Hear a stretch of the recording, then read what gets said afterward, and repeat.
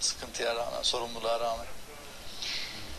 Ben bu enerjini birinci yaratqa Allah'tan aldım. İkinci benim halkımın közü yaşıdın. Onun akkan kanlarıdın. Onun yetim kalan çocuklarıdın aldım.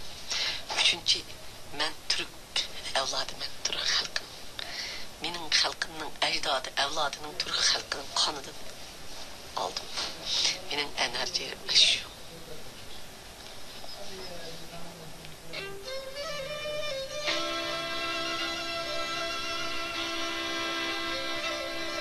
Rabia Kadir krijgt dagelijks uitnodigingen om haar strijd toe te lichten. Bij het iftar-programma van begin september in Brussel van de Europese Turkse Democraten-Unie was er veel belangstelling voor Kadir.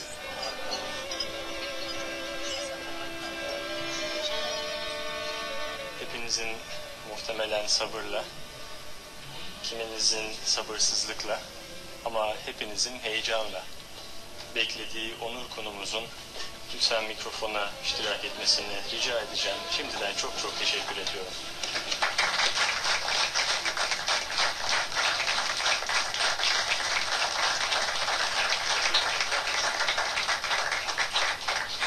Xitay hükümeti şundak bizni teşvik kılandan keyin İslam dünyasında Arabistan'da bizning Uyg'urlar hajga boradigan vaqtda viza vermey Pakistan'da neçe 10 minglagan Uyg'urlarimiz yetib ketdi. Mısır'da, Arabistan'da, Pakistan'da, Kazakistan'da, Özbekistan'da, Türkiye'den özge İslam dünyasındaki keçip çıkan dini alimlerimizni tutup Xitayga topshirib berdi. Xitay ölüm cezası, muddatsiz qamoq cezası hüküm kıldı. Peki Müslüman ülkeler size ne kadar destek oluyorlar? Endi burun biz ularga özümüzni düşendiremedik. Bu ketim Erdoğan, Recep Erdoğan, Türkiye'nin prezidenti, bütün dünya Müslümanlarına bizni düşündürdü. Ben çok teşekkür, 20 milyon biçare, köz yeşi ekvatkan halk namıdın, ben onun yürükiga, onun vicdanıga, onun şunçilik iradesi bilen Xitay şundak ekonomiyada muşundak tutsa, hemmini keçip özünün karındaşları için ondak bir oğul bala çıkıp bir avaz bilen bütün dünya Müslümanlarına bizni okuturdu. Hazır bütün dünya Müslümanları Uygur için Uygur'un işini ügün vatıdı. Ben ularının yardım kıldığının işini. Ben Uygur Türklerini bir jitim balı okuştum ben. Bizden jitim balı vaktimiz. Bütün dünyada Tibet meselesi bilen Uygur meselesi okşaş. 1949 yılı Xitay komünistleri Şarkı Türkistan'ı besip aldı. 1950 yılı Tibet'ni besip aldı. Lakin bütün dünya Tibet halkının davasını her bir garip dünyasındakiler Tibetlik olup durup Tibet meselesini dünyaya götürüp çıkıp Xitay'dan Tibet halkının eğirçiliğini yenikleştirdi. Çin ekonomik olarak, politik olarak dünyanın hemen hemen sürekli büyüyen en büyük güçlerinden bir tanesi. Bu sizin mücadelenizi zorlaştırmıyor mu? Obama da yine Çin'le yaklaşma kararı aldı. Politik olarak nasıl, şansınızı nasıl görüyorsunuz? Ben turumdan çıkan vaxtıda bir tenge yok, kırdıgan ofisim yoktu. Kandak yegi verip kandak kılışımız. Dünya Uygur Kurultayı'da bir tenge yok, ofisimizge verdiğin pul mu yoktu. Şu vaxtıda biz Çin'e karşı, Çin'nin bizim halkımız karşı baskıga mücadeleni başlayıp ettik. Hemmeden sizler kandak kılışlar dedik. Birinci, Çin'nin her kandak iktisadi yukarı ekonomisi yukarı olup ketiştiğin kat'i nazar, her kandak devlet bu ketiştiğin kat'i nazar, birinci o diktatör, o adaletsiz iş kıvatıdır. Hakikat bizim kolumuzda, kuş degen ana şu.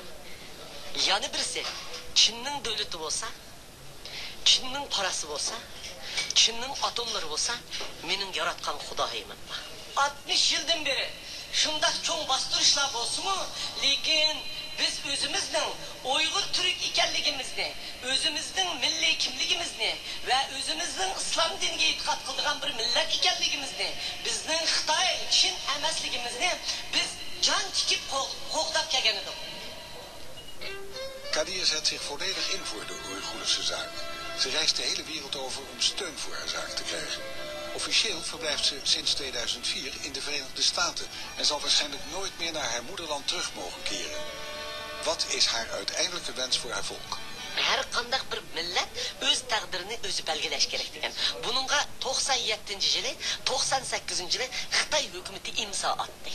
Shuning uchun biz hozir Birlashgan Davlatlar Tashkilotining qonuni va Xitoyning o'zining qonuni bo'yicha biz bo'lib etishni demedik. Biz haqiqiy o'z taqdirini o'zi belgilaydigan Xitoy hukumati o'zi bizga Xinjiang Uyg'ur avtonom rayon deb bergan ekan, haqiqiy o'z taqdirini o'zi belgilaydigan huquqni istaymiz. Şimdi biz Çin hükümetini sohbetke, diyalogka, masaya davet ediyoruz. Ama Çin hükümeti eski politikasını hiç değiştirmeye yandaşmıyor. Bugün de Çin hükümetinin bir şeysi vardı, bayanı vardı. Konuşmaya hazır olmadığını reddedeceğini bildiriyor. Eğer durum böyle olursa Doğu Türkistan'da durumun hiç düzeleceği söz konusu olamaz. Belki çatışmalar daha ciddi bir boyutla ulaşmış olur. Bundan Çin hükümetinde, Uygurlarda ve oradaki yaşamış Çinlerde hiç karşı çıkmayacak, çatışmalar ciddi bir şekilde kaybedici duruma ulaşabilir. Onun için uluslararası kuruluşları göreve çağırıyoruz.